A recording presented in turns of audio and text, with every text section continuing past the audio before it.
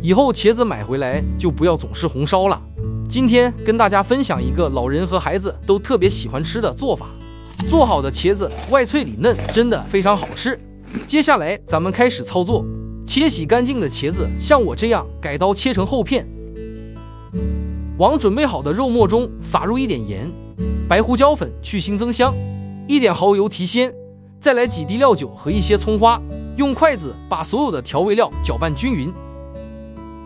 攪拌好以後，再像我這樣把肉末用茄子夾起來，輕輕地捏一下就可以了。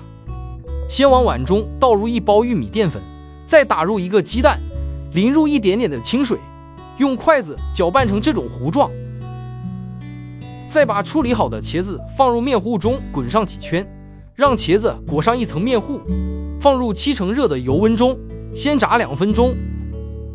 2分鐘以後，把茄子翻個面，繼續炸1分鐘，把茄子的表面炸至金黃。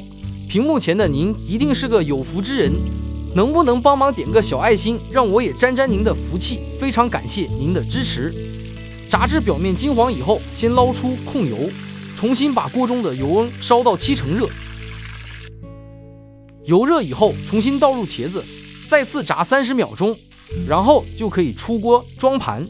這樣炸好的茄子外脆裡嫩，營養豐富，真的非常好吃。如果您喜歡的話，就把視頻收藏起來做吧。